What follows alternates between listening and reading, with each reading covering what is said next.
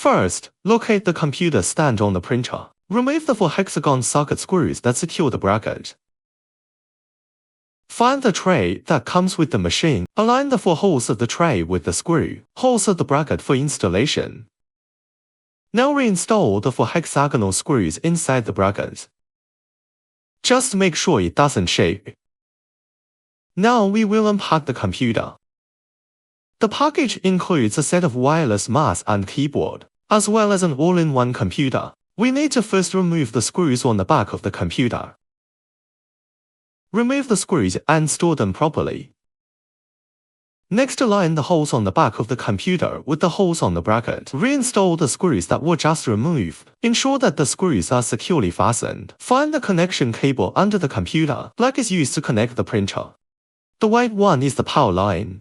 Connect the wires to the corresponding holes below the computer. The placement angle of the computer can be adjusted by tightening the 2 screws on the bracket. Now open the packaging of the mouse and keyboard. We need to first find the included battery, one large and one small. Install the larger one onto the mouse. Open the battery compartment.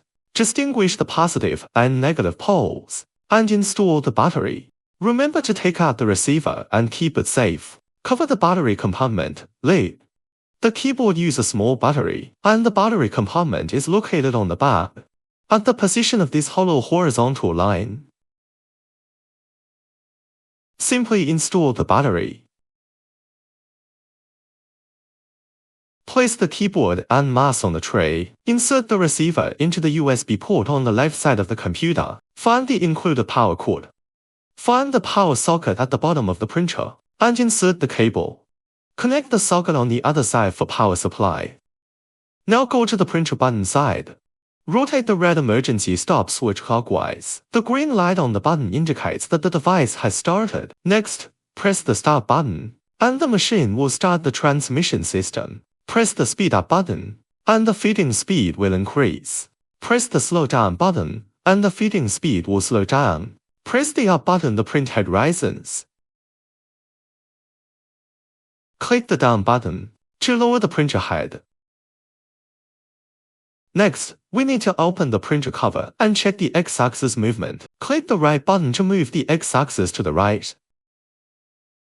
Click the left button to move the x-axis to the left.